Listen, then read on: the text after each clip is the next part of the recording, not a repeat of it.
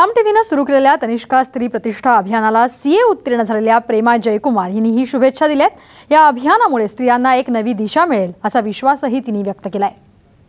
बहुत अच्छा लग रहा है क्योंकि बहुत रिमोट एरियाज़ तक पहुंचने के लिए एक मीडिया एक थ्रू मीडियम है जहां पे रिमोट एरियाज़ तक पहुंच सकती है। एंड उनके लिए स्टूडेंट्स होने तो उनके लिए बहुत एनकरेजमेंट रहेगा, उनके लिए एक मोटिवेशन रहेगा एंड उन लोग के लिए बहुत ही एक इंस्पिरेशन रहेगा। सो एक अच्छा प्रोग्राम स्टार्ट हो रहा है कि अच्छे से स्टूडेंट्स तक बहुत रिमोट एरियाज़ तक पहुंच सकती हैं। साम टीवी के लिए एंड साम न्यूज़ चैनल के लिए एंड सकाली न्यूज़पेपर के लिए वुमेन एम्पावरमेंट के लिए जो प्रोग्राम स्टार्ट किए हैं उसके लिए शुभकामनाएं हैं एंड ऑल द बेस्ट।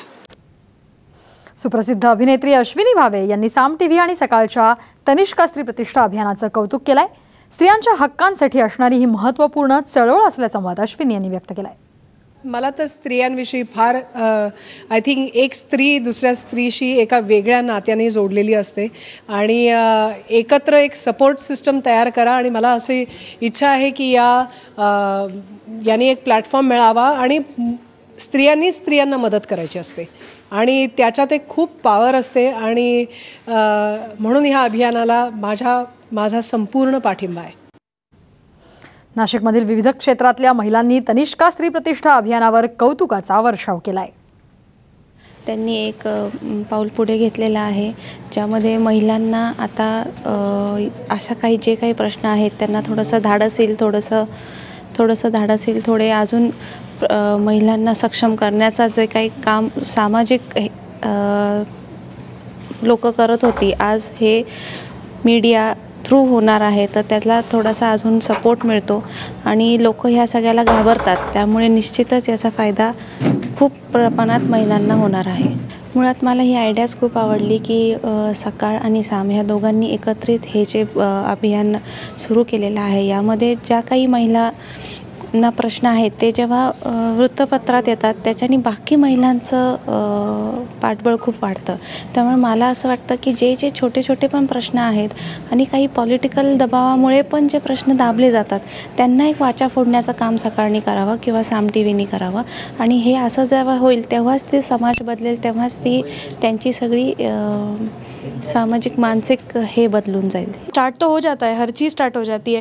कोई भी प्रोग्राम हम लेते हैं, कोई भी एनर्जी वो बहुत एनर्जी से स्टार्ट हो जाता है लेकिन वही एनर्जी लास्ट तक कंटिन्यू करना इम्पोर्टेंट है। ये चाहिए कि पुलिस जो है वो अपना पूरी तरह से हमें हेल्प करे, वरना मतलब ऐसे बहुत सारे एक्सपीरियंसेस आते हैं जब मेरे साथ भी हुआ है तो हम पुलिस को कांटेक्ट करते हैं तो वो मजाक में ले लेते हैं उस बात को। उन्हें लगता है कि ये कोई सीरियस प्रॉब्लम नहीं है, छेड़छाड़ी तो हो रही है, ये कोई सीरियस प्रॉब्लम, बट बात ऐसी नहीं है। वो अभी छेड़छाड़ है, आगे जाके शायद कुछ और भी हो सकता है। जैसे दिल्ली में हुआ, बेसिक तो छेड़छाड़ से ही शुरुआत हुई होगी। तो मैं चाहती हूँ कि ये हमें सीरियसली लिया जाए कॉलेज के स्टूडेंट्स को और मैं चाहती हूँ कि हर कॉलेज में एक कमेटी हो जिसके पास जाके गर्ल्स अपनी प्रॉब्लम बता सके और वो हर कॉलेज में जाके ये कमेटी होनी चाहिए। हम लोग आप जो भी इनिशिएटिव लेंगे आप हमें तो अभी इतना कोई आइडिया नहीं, हम तो स्टूडेंट्स हैं। आप जो भी इनिशिएटिव लेंगे हम हमारा 100% उधर देंगे। हम आपको प्रोटेस्ट हो जो भी हो या आप जो भी लेंगे स्टेप हम आपके साथ रहेंगे। जो कार्यक्रम झाला तो मला असं वाटतं की अत्यंत दिलासादायक होता,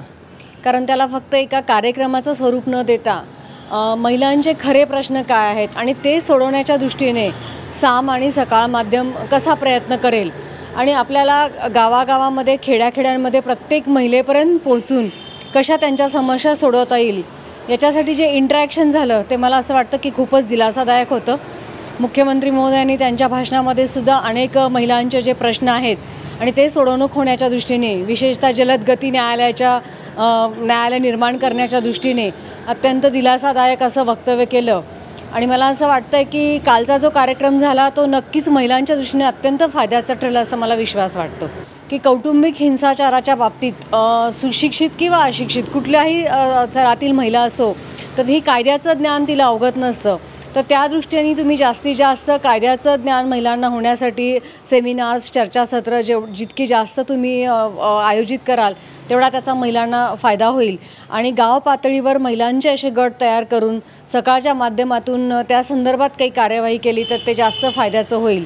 आणि दुसरं लोक न्यायालय लवकरात लवकर जास्तीत जास्त स्थापन करण्यासाठी प्रत्येक गावातील आणि शहरातील महिलांची एक सह्यांची मोहीम की ज्याला एक असं स्वरूप येईल की सगळा समाज एकत्र झालेला आहे, सगळ्या महिला वर्ग एकत्र झालेले आहेत आणि एक त्याला त्या पद्धतीचं स्वरूप येण्यासाठी त्या पद्धतीची एक सह्यांची मोहीम राबवण्याची आवश्यकता आहे असं मला वाटतं.